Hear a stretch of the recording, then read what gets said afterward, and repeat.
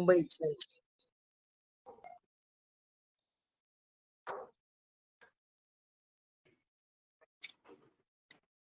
All right. So, good evening. Let us start our today's last session. We would like to first of all thank Urban Platter, Wellcure, and also Wholesome Tales that they are now the sponsors for this event. And there are loads of our event partners. I would like to personally thank them. Also, I would like to thank Ruchika Chitrabhanu, who has helped me quite a lot with this event. And of course, Dr. Sarvanan, who has been always there for all the sessions. Also, I would like to thank Vatsal Nathwani, who has been my technical support for all the videos and net related stuff, and Samir Nerlekar, who has been for everything related to the website. Without their help, I couldn't have done this event. So, thank you, doctors, for being here. I will pass on to now Dr. Sarvanan, and he should be introducing all of you for the session today. And he'll be asking the questions as appropriate.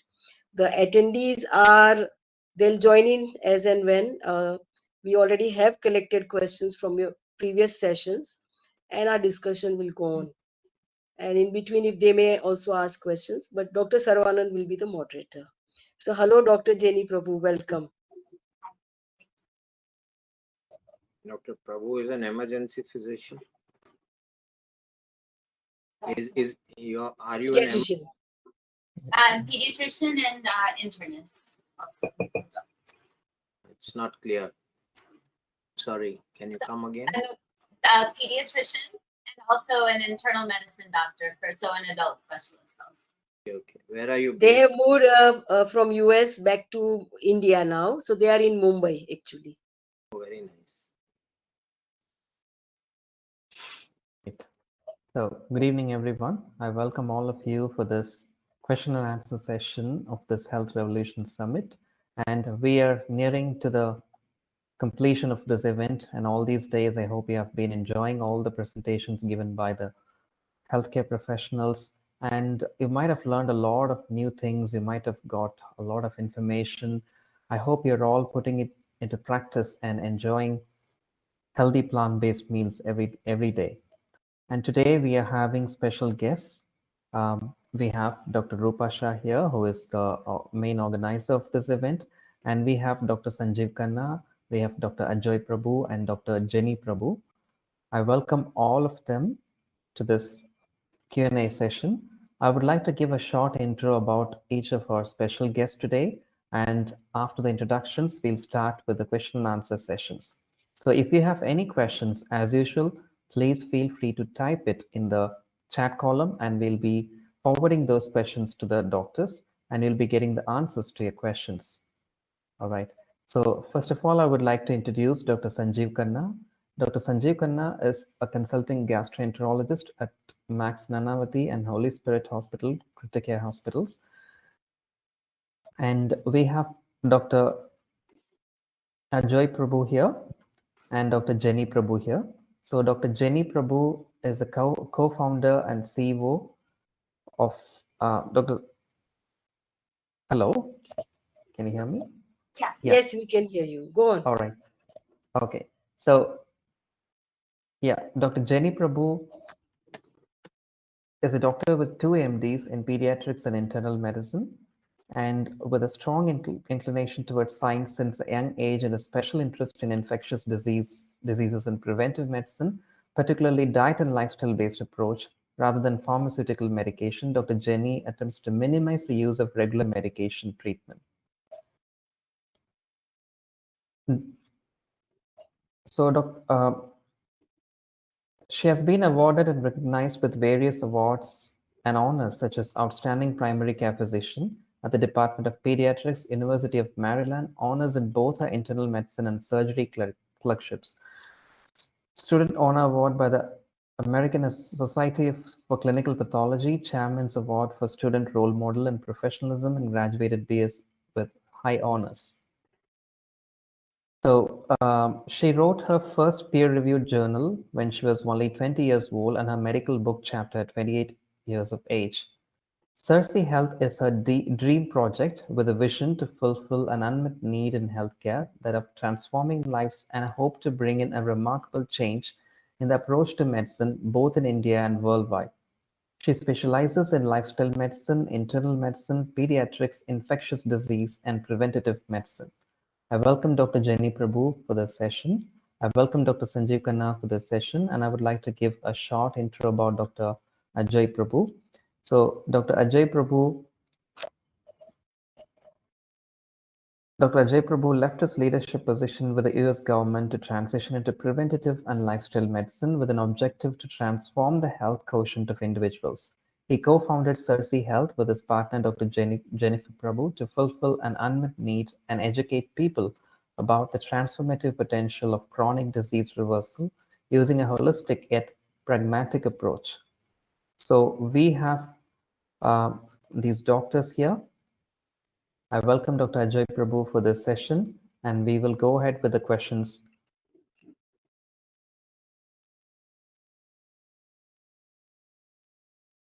Participants, if you have any questions, please feel free to post it here. So I have a few questions to ask each of these doctors. So my first question goes to Dr. Sanjeev Khanna. Sir, could you please tell us how a plant-based diet can be helpful for gut health? From your experience. That's a fairly broad question. And, I think the benefits could be multiple. Just off the cuff, I could think of a very good treatment for chronic constipation. Also, the attendant problems like hemorrhoids, etc., would all get relieved. Fissures in ano, diverticulosis, which is getting very common and which is distinctly uncommon in people with plant-based diets, predominantly plant-based diets, and to a certain extent, the relatively newfound entity of SIBO, small intestinal bacterial overgrowth, and one entity which sort of overlaps into all of these, which is the irritable bowel syndrome, especially the constipation predominant irritable bowel syndrome. So I would think, Dr. Saravanan, that the benefit of fiber is across the spectrum in gastroenterology. Thank you. Thank you, sir. Thank you. And I hope we'll have more questions. So I have a few questions to Dr. Jenny and to Dr. Ajay Prabhu. So the next question is about pediatrics. So I would like to get some clarity from Dr. Jenny Prabhu. Ma'am, could you please tell us how a plant-based diet can be a complete and a wholesome, healthy diet for children? And many have this doubt whether it is safe to transition to a plant-based diet, especially with kids. Could you please enlighten us? That's, I guess the first example I would give is our own son, who's 5 years old and has been plant-based his whole life, and he's thriving in 90th percentile for his height, and almost too smart sometimes to think. So certainly he's a good example. Of course, I realize that's only one child, but I mean, the important thing to know is you can get complete nutrition from plants. You don't need to have milk, cow's milk. You don't need to have paneer. You don't need to have cheese. You don't need to have meat. You can get more than enough protein. Of course, as Dr. Khanna mentioned, fiber. You get much more fiber from a plant-based diet, and so many children suffer with chronic constipation due to lack of fiber. They suffer from chronic constipation due to too much milk, which I think, and also anemia. Also, a lot of parents don't realize giving too much milk causes anemia. So many common things we see in pediatrics can be prevented and/or solved actually from a plant-based diet. A lot of parents are concerned about certain vitamins and nutrients. Again, you can get vitamin D from plants. You can get plenty of iron from plants. The only thing that we suggest is a vitamin B12 supplement, which can be gotten from a plant-based diet, but it's very difficult, especially with kids being picky. So that's really the only supplement that's needed. And honestly, even in a vegetarian diet, and sometimes even in a meat-centric diet, kids still need a B12 supplement. So, but plenty of our own patients are plant-based children, and we haven't seen, knock on wood, any issues with them. And it's in the, as I would say, it's all in the literature. It's everywhere. Sorry, my voice is gone. It's everywhere in the literature, folks. So I can give you example of case studies as well as clinical trials where it shows that plant-based diet is just as nutritious and safe as an omnivorous diet is. Otherwise, we wouldn't let our kids do it. Wonderful. Thank you, Dr. Jenny Prabhu and Dr. Joy Prabhu, for your answer. So I have another question for Dr. Joy Prabhu, which is related to lifestyle medicine. So Dr. Joy Prabhu, could you please tell us what type of lifestyle diseases do you see a plant-based diet help with? And can you share some of your experiences of remarkable reversals with lifestyle diseases? My first counter question is, how many hours do you have, really? Because yeah, thank you so much. Because it came as quite a surprise to us also, because we had read this in literature, but when you start practicing it and finding that's actually happened, it's an incredible transformation. But to get to your point, we, Dr. Jenny and I, categorized them. So we went through the literature. I went through the literature, and then she and I sat down and went through a lot of chronic diseases. And I think right now the number is at 31. The chronic diseases that we, and as all the plant-based doctors can testify, can actually be reversed, not just stop in its track, but actually reversed. So, I'm going to just take 2 or 3 at the top of the list to just to give you an idea, especially for India. I'm not talking about US, which is where we used to be. In India, number one thing that can really be impacted maximum is diabetes or general metabolic syndrome types.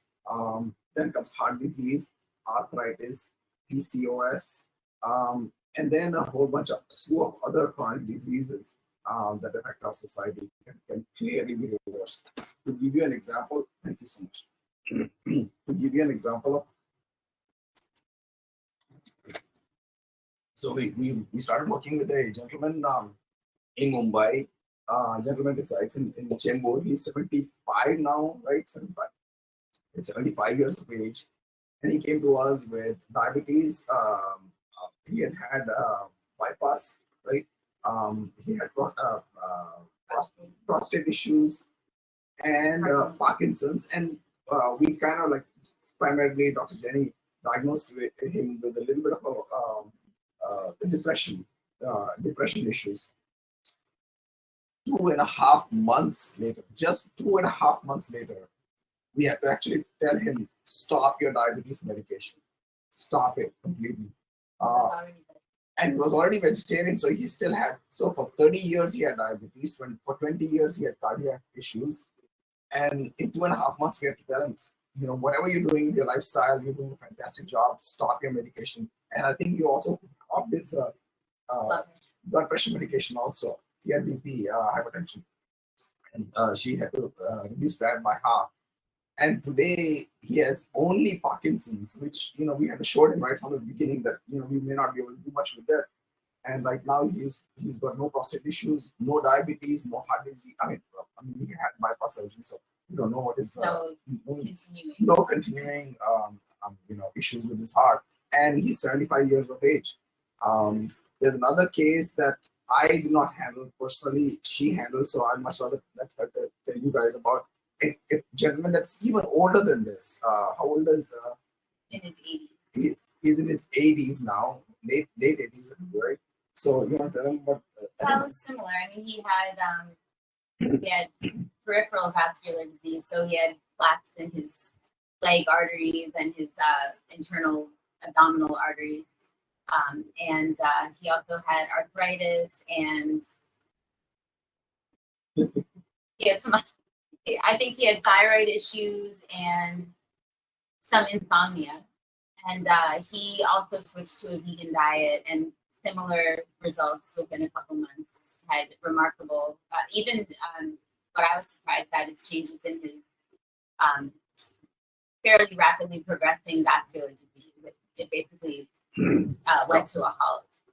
And his family was, that was the thing, he was able to walk 4 miles a day on the treadmill every day, no matter what. And for someone that's 80 something, especially with vascular disease, that's pretty amazing. And one of the cases I want to mention is a lady came to us here again in Mumbai. She had scleroderma and rheumatoid arthritis. And we said, look, scleroderma, we know we can at least help you with, but rheumatoid arthritis, we said, most likely we told her very upfront that we will not be able to help her. That was a year and a half ago. And 6 months through our program, it took us a little longer, but 6 months through our program, she was so shy of her face and all because of the scleroderma, but she would always wear a big mask and would not even show it to us. And one time she came on the Zoom call and she took her mask. She said, "I have a surprise for you," and she took her mask off, and she looked, perfectly normal. All the swelling and all had gone completely.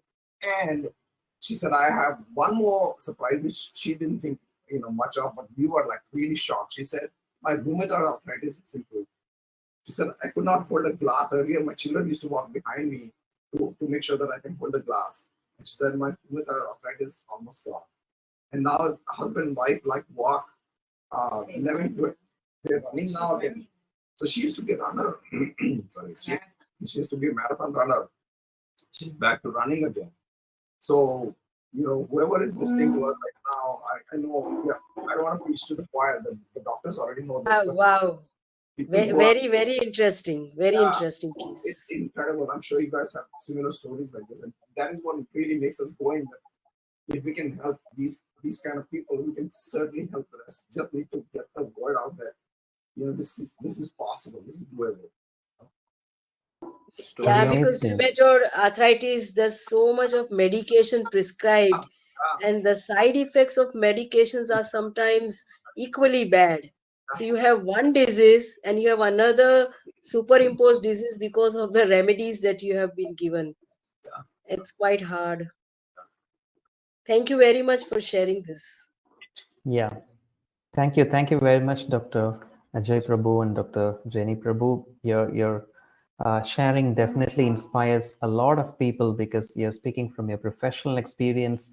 So on hearing this, I hope many would get the inspiration to embark their journey following a healthy plant-based diet and lifestyle.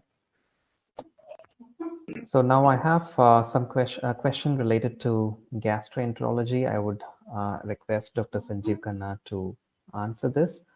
So could you please tell us about B12 deficiency because of atrophic gastritis, and also B12 deficiency happening because of the issues with the intrinsic factor? Can you please explain more about this? Sure, Dr. Saravanan. You've touched a chord which is very close to my heart. This is something which I've been researching over the last almost 12 to 15 years.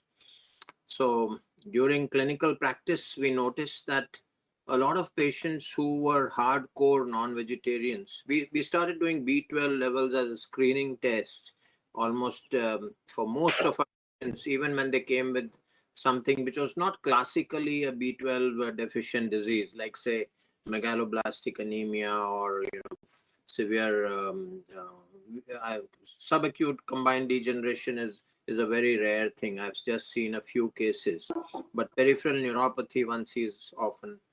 And a lot of these patients who were hardcore non-vegetarians had B12 deficiency. And the vegetarians also had, but the classical teaching all through the years from the last so many years, right? If you go to your science book in secondary school, science book, right from there, since they start teaching you on vitamins, they say that vitamin B12 only meat or only animal based food, which always intrigued me, and I wondered that how is 60% of India, which is vegetarian, presumably, is alive, and B12 being absolutely essential to life. What is really happening? And that led me to do this study, which I embarked on in medical students. Of course, it's under publication, so I can't talk in detail about it, but I've mentioned a few bits and pieces in my talk, just the outline. And we found that so many non-vegetarians were B12 deficient that I thought that the whole idea that only B12 being found only in animal-based diet was possibly a bit of stretching things a little too far. And then we found that then in the 80s we started doing endoscopies more and more often, and we discovered this entity of gastritis, and then atrophic gastritis, and then the test for rapid urease test from the gastric biopsy came for Helicobacter, and then of course Marshall and Warren's path-breaking Nobel Prize winning research on Helicobacter came in. And then Helicobacter got defined as the #1 cause of atrophic gastritis. That when it spreads proximally into the gastric fundus, where the parietal glands are cells are located, it causes destruction of the mucosa there, and therefore a fall in the parietal cell is very peculiar, that it produces two substances which are absolutely critical to B12 absorption. One is intrinsic factor and the second is hydrochloric acid. And without both of them, B12 absorption is not possible. So you need the hydrochloric acid to break down the B12 from its protein binding in the stomach. And the hydrochloric acid also activates the protein breakdown enzyme called pepsinogen to its active form called pepsin. And pepsin then separates the B12 from the protein moiety and then allows it to be bound to something which your salivary glands secrete. Very interestingly, the salivary glands allow the B12 to be chaperoned into the duodenum, and that substance is called haptocorin, or it's also called transcobalamin 1. That takes the B12. The intrinsic factor, meanwhile, has come into the stomach if your parietal cells are active, and the complex of haptocorin and B12 enters the duodenum. Now, something magical happens in the stomach, and the stomach is a boiling cauldron of hydrochloric acid. It's terribly acidic. It's almost emitting gastric fluids, acidic fluids. And you go 1 millimeter beyond the pylorus, just where the stomach then joins the small intestine, and everything changes to an absolutely alkaline form. And in the alkaline form, because of pancreatic juices, the pancreas pours its digestive juices into the duodenum, and they change the entire pH to alkaline, and the intrinsic factor then gets a chance to combine with the B12 in the alkaline milieu. And then that intrinsic factor then chaperones the B12 sort of all the way down to the distal ileum, to the last part of the small intestine, where there is reception waiting for, there are welcoming cells waiting for the B12 to get in. They then get into the bloodstream by another transferring protein called transcobalamin 2. That then enters the portal circulation and reaches the liver, where it gets stored in the liver for years. So when you see a patient with a low B12 level, it means that he has been deficient for a significant number of years, and his tissues have been depleted of B12 for a very long time, and they have suffered damage. And many times this is subclinical, and the patients may not be complaining, but you'll find many times patient telling you that they're getting numbness in their hands, in their feet, they're feeling tired all the time, they're feeling exhausted very easily, they're forgetting. You find young people nowadays getting what is called brain fog. I suddenly to the room. I didn't know why I'm there for. I forgot. That sort of thing. And these are very classical symptoms of early B12 deficiency.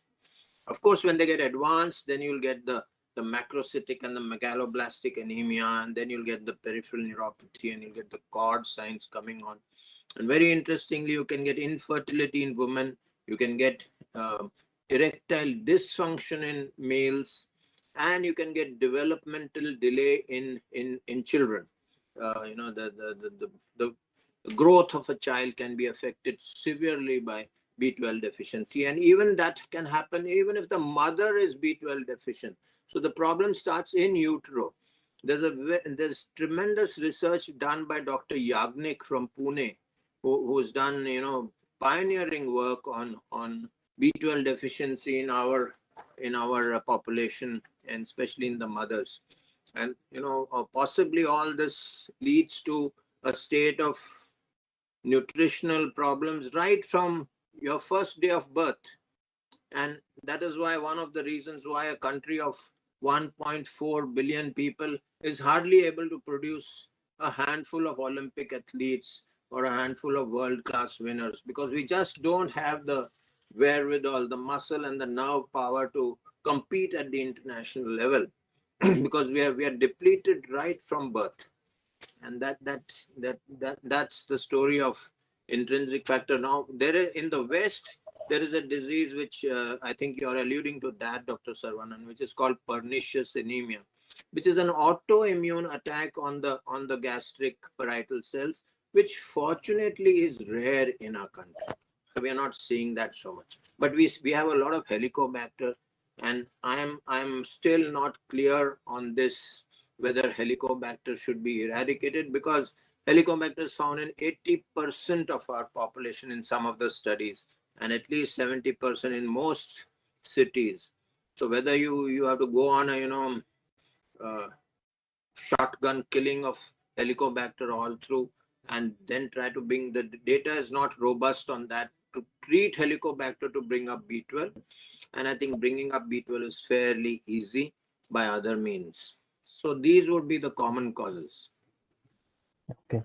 Thank you very much, sir, for the detailed information. Thank you.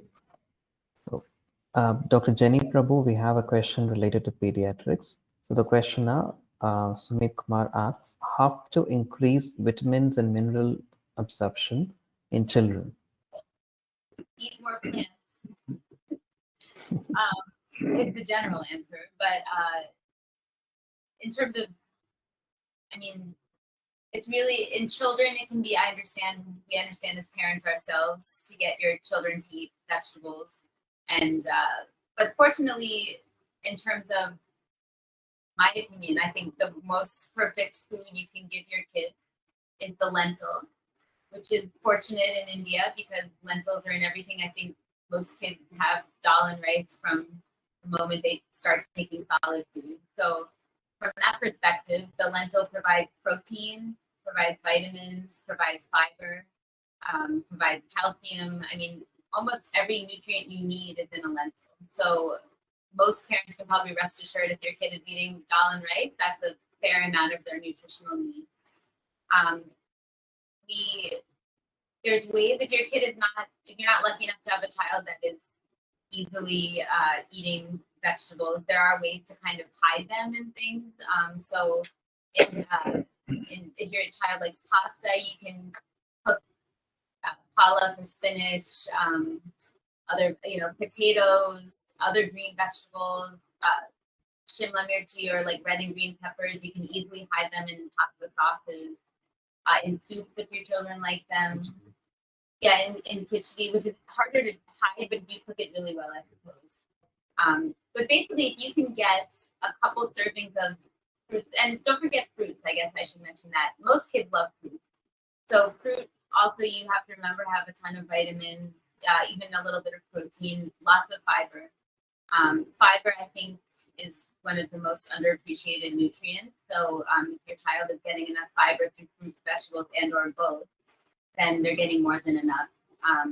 And protein, again, as I mentioned earlier, is always a concern, but you don't need as much protein, I think science has shown, as people a lot of the bodybuilders will say you need massive amounts of protein to survive and flourish. That's not true, but that's difficult to get across to people. So you can get plenty of protein from, dals, legumes, fruits, veggies.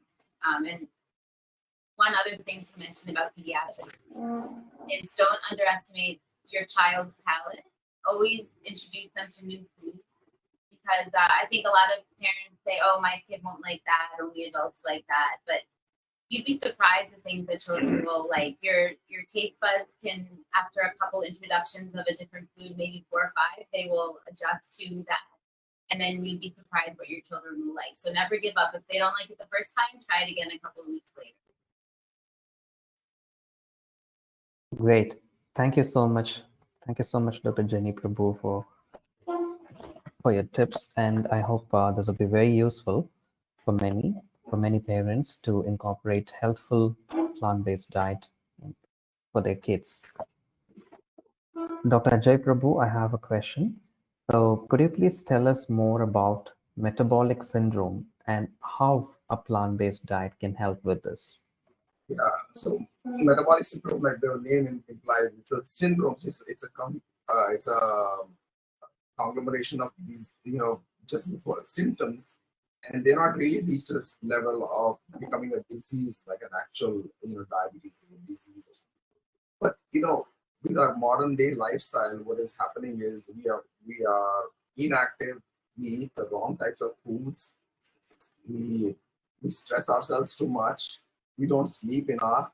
So all these lead to what medical science has not been able to kind of like call it a disease. So we call it a metabolic syndrome. Okay, so we have you might have 2 of these symptoms, another third symptom, but it's not really a disease. But as it progresses, it turns into a particular disease or the other. So lifestyle medicine, the latest branch of medicine, really revolves around improving your lifestyle and thereby getting rid of, stopping it right at the metabolic syndrome level itself and reversing it. So lifestyle medicine really is nothing new, especially to Indians. It's nothing new.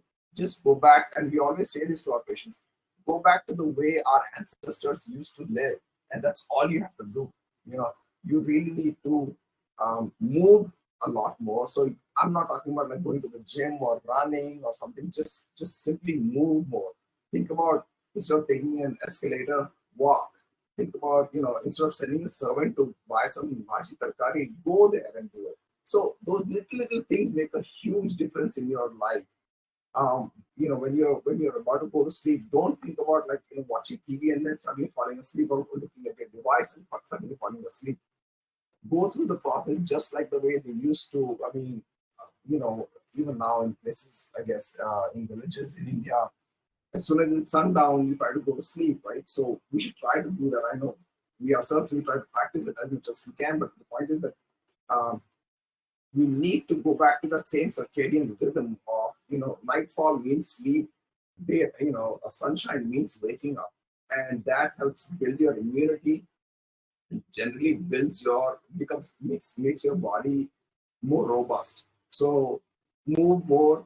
And I can talk for hours about why human beings are really meant to eat only plants, not animals. I will not go into that, but all I'm going to say is that if we go back to the way, eating only plants, it has been shown repeatedly in literature that your gut flora, and I'm sure Dr. Khanna can attest to this, gut flora improves. And by that, you don't get any autoimmune diseases, you get less allergies. So that is another part, which is, you improve your diet, don't eat processed stuff. You eat processed stuff, it's not really, it does not do any good at all. Try to eat things in the, not the raw form, but as close to the plant as possible. So meaning less processed plants is what you should be eating. And finally, I think, there has to be something to be said about trying to meditate and be at peace with oneself, not be contented. Be contented and be less stressed about oneself. So those are the kind of general broad strokes I'm talking about in terms of lifestyle medicine. Nothing new, it's just that we put it all together in a particular branch of medicine and calling it lifestyle medicine. And repeatedly we've shown that, we meaning the medical world has shown that these things actually can help get rid of your chronic disease. Thank you, doctor, for your explanation. So there is one more question for Dr. Ajay Prabhu. So what is the difference you have observed between the two countries about eating habits of people, Indians and Americans? Where can we change as Indians our eating style and habits? First of all, I can talk for hours on this. I can tell you that generally speaking, in the West, and me myself included, because I used to be a big meat eater. I used to, when I was in graduate school, the cheapest thing I could find was meat. Meat is still cheaper than good vegetables in the United States. So I can attest to that fact. Meat is a lot cheaper. People eat a lot more meat. However, I'm talking about the Western world as such. However, when somebody shows you, a doctor shows you that if you do this, you eat more plants and blah, blah, blah, you will find a drop in your, in your cholesterol level or whatever it is that we're trying to address, and get them on a path of becoming disease-free. In India, there is a lot of importance given to medical professionals and say, yes, whatever they're saying is true. But what happens in India is people generally say, well, I hear you, but I have been told that, my neighbor's son said, if I eat 2 acroad, my diabetes will go away and stuff like that. And that's what we have noticed. So that is the bad part. But the good part is, in India, what is happening in recent times is people are actually opening their ears and saying, no, I want to listen to you more. I want to actually hear how you've been able to treat this patient and get rid of the condition. So there is at least I feel that there is becoming more of a shift towards listening to medical professionals. Even though we say we're not going to give you medication, we will tell you what you need to do to get rid of your disease. And there are more receptive ears now. The problem is that, whenever we talk to our own relatives or others that are completely vegetarian, they say, why do I have this disease then? And then we tell them that it's because of, you're still incorporating a lot of animal-based foods in there and so on and so forth. And slowly but surely there has been a shift, and we are very, very happy about it. So I think, just comparing and contrasting, I feel that, India is moving in that direction. In the West, there are bits and pieces which move to that direction. We move towards more, I don't want to say this, but more Indianized or more Asian ways of living. But in India, we are like that. So there's going to be, I feel, in the next 5 years, there will be a groundswell of people saying, yes, I want to listen to you. I want to see how I can. And we notice that in younger patients, right, more and more, because they say, I don't want to be like my father or my grandfather. I don't want that disease now. I'm already having a backache. What should I do about it? So it's phenomenal. We really like it. Education levels are up. So the acceptance of medical, advice is getting better. Yes, absolutely. Our middle class is huge, and they're by and large well educated. Yeah. So their acceptance of good medical advice with sound reasoning behind it. They may ask you a lot of questions, but that's good if they ask us, and then they clarify their doubts. Yeah. Their acceptance becomes much better.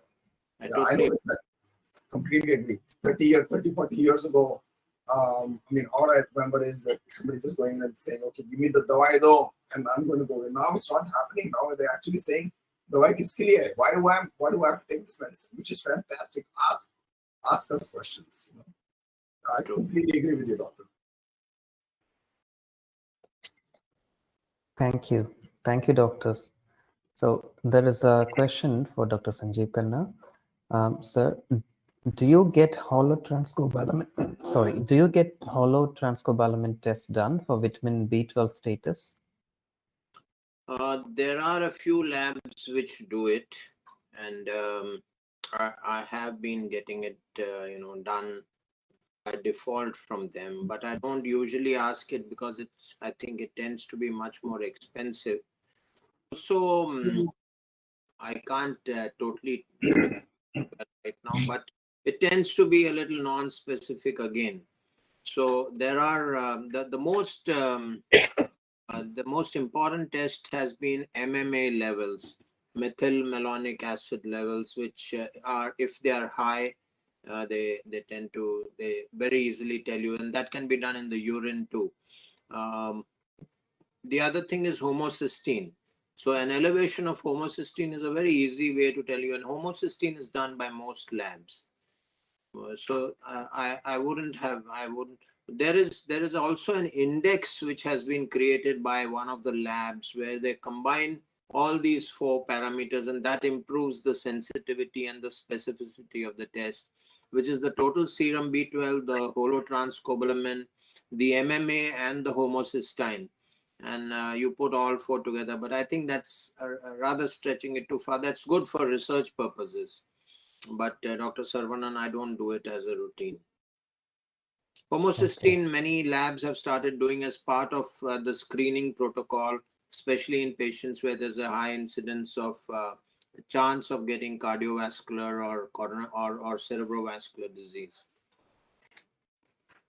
Okay, thank you, sir. Can you please tell us the relation between vitamin B12 deficiency and increased homocysteine levels and its impact on our heart health? Well, that's very interesting. That you see that homocysteine needs to get converted to another amino acid, which is called methionine, and in that conversion, there is the use of an enzyme called methylmalonyl mutase, which requires with vitamin B12 as a cofactor, as a coenzyme, as a helping enzyme to the main enzyme. And if that is not, this conversion won't occur. At the same time, there is another simultaneous reaction occurring where N5-methyl tetrahydrofolate gets converted to tetrahydrofolate, THF. And you know that tetrahydrofolate is a very important substance for the formation of purines and pyrimidines, which are the basic factors for forming nucleic acids. And so the very integrity of the cell and the maturation of cell depends on these very important, very vital chemical reactions, biochemical reactions. And both these reactions, the methyl N5-methyl tetrahydrofolate, 2-tetrahydrofolate, and homocysteine to methionine require B12 as a cofactor. So if that doesn't occur, both these reactions come to a standstill. You get accumulation of the N5-methyl tetrahydrofolate, and that's what's called the folate trap, and that accumulates. So cells which need very rapid maturation, which are very metabolically very active tissues like the bone marrow and the surface epithelium of the GI tract, the oral mucosa, the lining of the gut, all these are very rapidly dividing tissues, and they require a lot of this metabolic activity.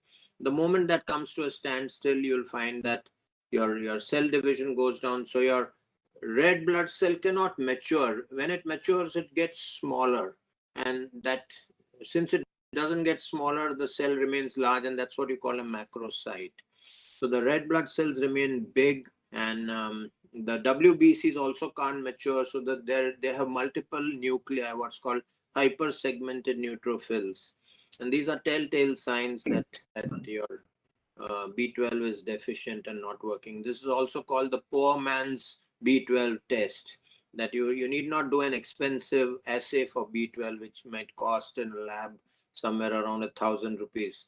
And just if you have a good pathologist who can see a proper peripheral smear under the microscope and tell you that there are multiple nuclei in the polymorph, that's all you need to know, that the B12 is deficient. And a simple CBC can be done, blood count can be done at a very reasonable cost. So these are important tests, and that's a very important question you asked me. Thank you.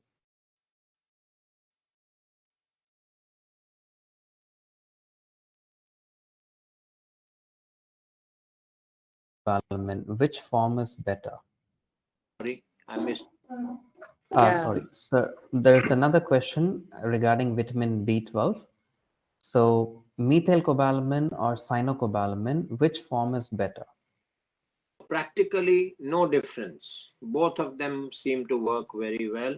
Although in between there were some, papers saying that the cyanide moiety in the cyanocobalamin could be toxic, etc. But in practice, that doesn't happen. Both seem to be working very well. So we can get oral forms, which usually methyl cobalamin or even cyanocobalamin. They both seem to work well. Okay, thank you very much, sir. Thank you. So I have a question regarding pediatrics. I would request Dr. Jenny Prabhu to answer this question. So, ma'am, these days we are seeing a lot of autoimmune diseases in children. So, how can a plant-based diet help these conditions? And can you please share some of your experiences in treating these conditions, especially in children? Yeah, so I think at the base of most diseases, I guess at the bottom of it is inflammation. That's the cause and the cause for the disease and the cause for it worsening and continuing. So a lot of theories point towards just chronic inflammation, even beginning as a child, from toddlerhood, infancy. So I think as more inflammation due to the diet, whether it's due to more animal products, more processed foods, less vegetables, less vitamins, makes kids and adults more prone to autoimmune disease. I also think, kind of as a side note, over sanitization of things, also of just in general. So not as much here, but we notice in the United States, at least, there's a much higher incidence of autoimmune disease, I believe, there than here in children. So, and people are hyper clean where they shouldn't be. I mean, that's a topic, that's a whole separate topic, but I believe that also contributes. An example I can think of in one of my own patients in the US is actually my colleague's son who has type 1 diabetes, which is an autoimmune disease, probably the most common in children. And he's very healthy kid. He is now 17, but at the time was 14 years old. And he switched to a plant-based diet on his own. He decided he was going to switch to a plant-based diet. And he had always had very difficult to control diabetes, very volatile. He'd have very low lows, very high blood sugars. And when he took particularly the dairy, even more than the meat, out of his diet, numbers significantly improved. His hemoglobin A1C, which is the average blood sugar, which is what we use to monitor diabetes, improved drastically. And it's something kind of that I also was very surprised to see. We always think of diabetes improving, type 2 diabetes improving with lifestyle changes, but to see an autoimmune disease, to see a type 1 diabetes, and then, like Ajoy mentioned, our patient with rheumatoid arthritis, which is also an autoimmune disease, improve just with changing what he ate is incredible. Also, he had a little bit of tendency towards thyroid hypothyroidism, which again, this is the same child, again, autoimmune, so more prone to autoimmune disease. And he has been able to stay off of thyroid medicine because of that. He's always been kind of borderline, and his numbers have improved since he stopped eating meat and dairy. So he's a great example. Other children, specific to my patients, I can't think of at the moment, but he's always the one that I think about. He was a really impressive example. It's still doing well. And I should say this, he's a wrestler, and he's like, you look at him as a great example of a kid that is a plant-based child he's 6'3" and very muscular, lean and muscular. A type 1 diabetic. So you always think of a type 1 diabetic being tiny and skinny, but he's the complete opposite. Not at all. All right, amazing. Thank you very much, Doctor. There's another question. I'd like to add Um, to that, if with your permission, Dr. Saravanan. please, sir. Yeah. He said that there's a very interesting paper by Dr. Neil Barnard on this very thing which you mentioned, and it's in relation to rheumatoid arthritis and a plant-based diet. Neil Barnard again happens to be one of our heroes for most of us, and his paper says that very clearly that giving a plant-based diet seems to reduce the exacerbations of rheumatoid arthritis. Rheumatoid arthritis is again, rampant right now in our country. I would say that that's a very interesting paper. I remember what he has written is that gut leakiness is reduced by a plant-based diet, because you get a much better diversity of microorganisms on a plant-based diet as compared to a meat diet. And the nutritional factors which these bacteria then produce in the stomach, in the gut, help to prevent the absorption of substances which could enter the circulation by virtue of a leaky gut and promote autoimmunity. So all what separates us from the environment is the cell lining of the gut, just one cell thick lining of the gut, and maintaining its integrity seems to be very important, especially also apart from autoimmune disease in the GI tract. Crohn's disease and ulcerative colitis also could be having a connection to the biochem and to the microbial diversity of the gut.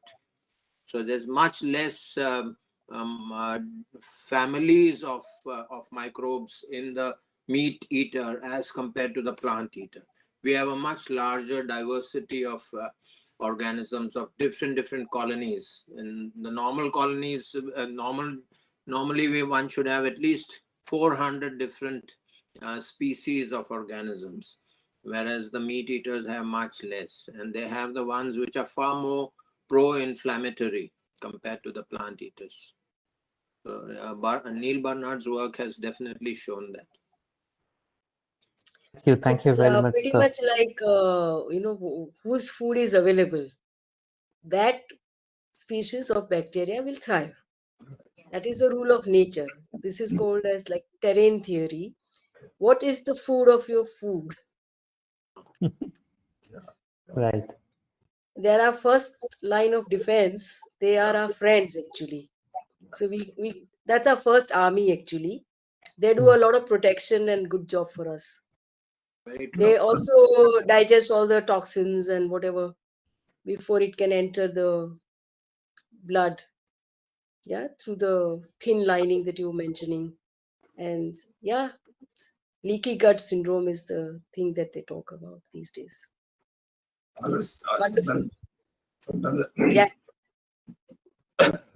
sometimes there are patients about the fact that mother's milk has 30% nutrition not for the child but for the gut, and they're very surprised at that. 30% of the nutrition is not really for the child, it's for making the gut stronger and more robust, and that's what leads to a robust child's immunity. In fact,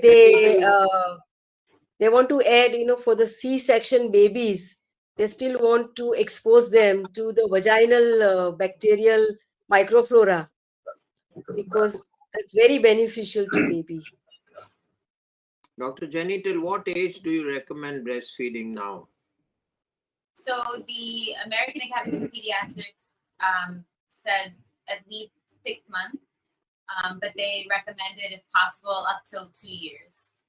So I always say 6 months is the goal, and then anything after that is a bonus. But honestly, I, as a mother myself, know how extremely difficult breastfeeding is. So even if the mother can breastfeed 2 or 3 times after birth, that's enough to give, not enough, that's a great kickstart to your child's immunity just with the flash from the very first, they get all those immunoglobulins just from that. And as I said, helps their gut.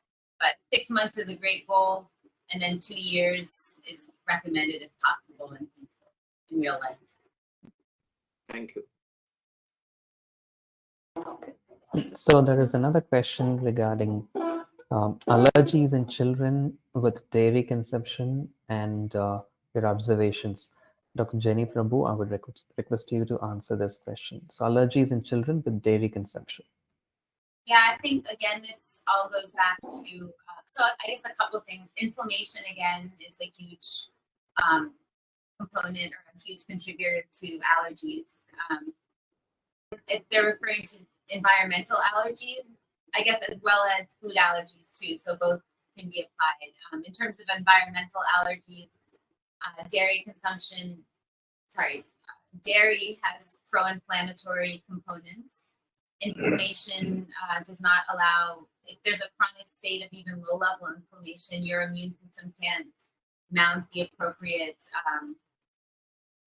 response to allergens. So you just become more prone to developing sneezing and chronic runny nose, chronic runny eyes, also skin conditions, that sort of thing. And then also food allergies too, which again, sorry, I keep referring to the United States, but there's so many food allergies in the US. And I feel like it's more and more and more. And I think that probably other than the inflammation has to do with leaky gut also, because the intestinal tract and the bloodstream is exposed to things that it shouldn't be exposed to. So then you develop antibodies to those foods or those substances. And in fact, you can think of it kind of as people have probably, without realizing it, known it for a while, because everyone tells you here in the US, when you have a cold or your allergies are bad, when you say stop drinking milk, right? Because milk makes the mucus thick and makes it harder to cough everything up and the congestion worse. So that actually has a scientific basis, and people have been saying that for decades. But it's not just symptomatic. It's more than that. Well, yeah, but I'm just saying that people have said that forever. So it's been known forever, just not proven in the literature, I guess. Thank you. There's a lot of dairy alternatives now. Even, we moved here 2 years ago, and even in the last 2 years, we've noticed such a improvement in availability of, cashew milk, almond milk, oat milk, and of course, soy milk was there, but so many other alternatives that if you expose your kids to it, they will get used to it and enjoy it. And use our kids as an example. Okay, thank you very much, Doctor. So, Dr. Ajay Prabhu, I have a question for you. So, this is about being obese and having sleep apnea. We see these kind of patients these days. And please tell us how lifestyle changes and plant-based diet can be helpful for this condition, obesity combined with sleep apnea. So, you want to take that question? So I guess obesity can be a cause for sleep apnea simply because of the crowded airway in the back, the back of the throat, I guess. It's why it's called obstructive sleep apnea. So the cure for obstructive sleep apnea is losing weight or having surgery to thin out the area, take out the adenoids, or so obviously that's a lot more invasive. There's also the CPAP machines, which basically blast pressure into your respiratory tract to open things up so your body can get enough oxygen. So by virtue of switching to a more plant-based diet, to improving your overall lifestyle health, I think 99% of people will lose weight following this lifestyle. And the good part about it is it will stay off. It's not a crash diet that you lose, 5 kilos and then gain 10 kilos back a couple weeks later. So it's a long-lasting lifestyle change. And once you get the pounds off, the kilograms off, then you don't have to deal with the sleep apnea. And sleep apnea is a severely underdiagnosed condition. It causes, other than it in itself causes weight gain. It's kind of a vicious cycle. It causes heart problems. It causes memory problems. It causes depression. it causes, really it affects the entire body. And I think poor sleep is at the basis for many, many lifestyle diseases. I think we, as doctors, we often forget how important sleep is. Without good sleep, your cortisol levels go up, which is the stress hormone. So, and that affects just about every part of the body. I just want to add one more thing to this, if I can speak. There's a lot of fat loss during when you go to a plant-based diet, and that helps tremendously, because as soon as you start losing fat, especially from this part of the body, your sleep apnea will improve. So we don't tell patients about the fact that you will lose weight, etc. We just start treating the sleep apnea part itself, and by going to a strictly plant-based diet, when the fat loss occurs, they themselves start seeing an improvement. Yeah, it's specific to so cortisol, which I mentioned, that hormone that's affected not only by weight loss but by less inflammation, etc.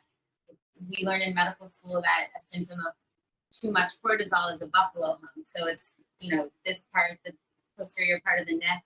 So this whole area is affected by too much cortisol. So he's right. As soon as you start reducing the chronic cortisol levels, you see fat loss here, which helps sleep apnea. Thank you, doctors, for your explanation. So, Dr. Rupa Shah, do you have any other questions, or would you like to give any announcements? I think we are coming to the completion of the program. Yes, Dr. Sarvanan, it's such a pleasure to have all these doctors talk, and we coming, on a same platform and discussing, talking, sharing. But all good things also come to an end. Like today's is the last session. But all those who are attending and are listening to the recording also of this, that for next 15 days, all the replays are available.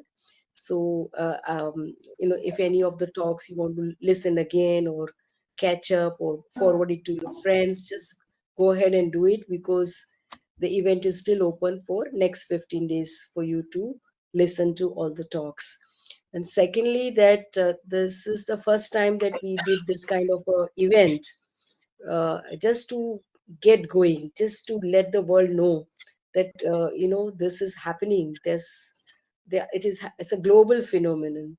Uh, Doctors from all walks of life have come in and have shared their personal journey and their learning, and then all have now begun a new path of, I call it as before prescription. Before prescription is all this is what comes.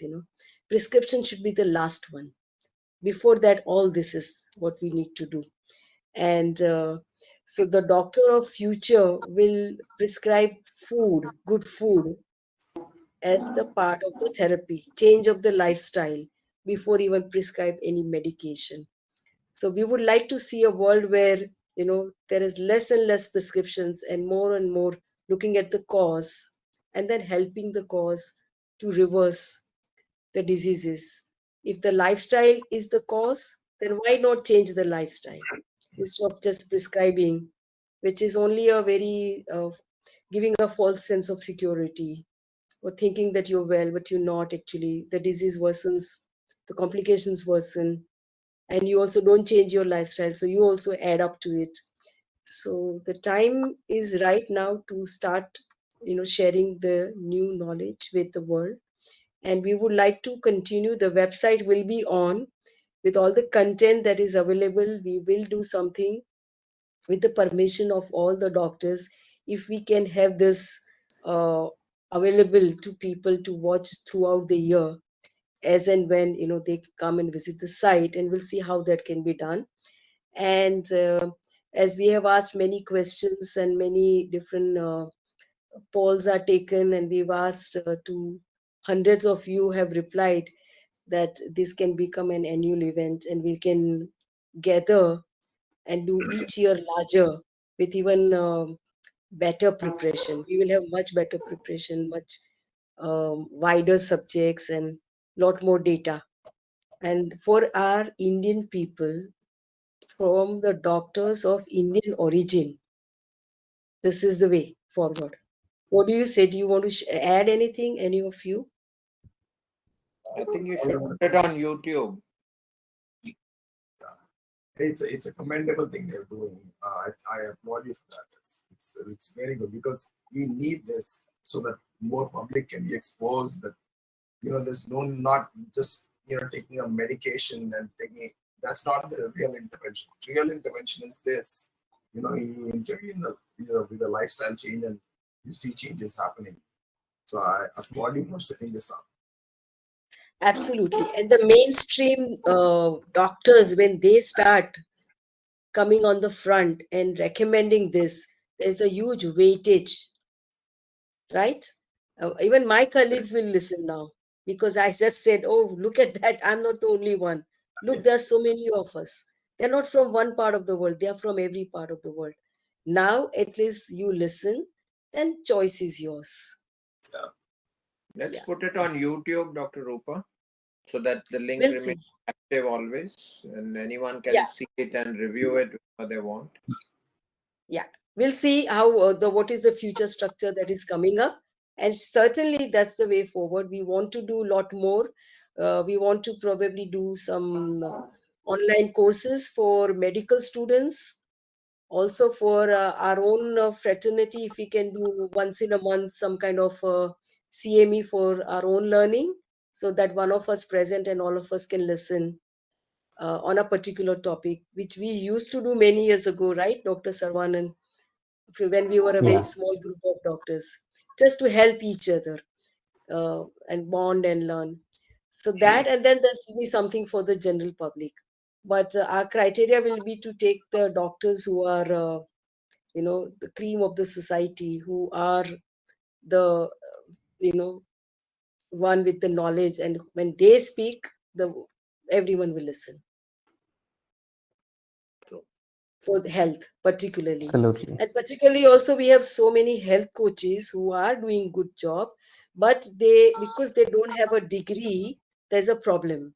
And when we join hands and we help them out to when to stop, when to fine tune, when to not to overclaim, when not to uh, cross the line, then we all can work together and do very good work. Plus, we are very much into wanting to make it as a very solid platform. Right now, the data is available, but it's not enough.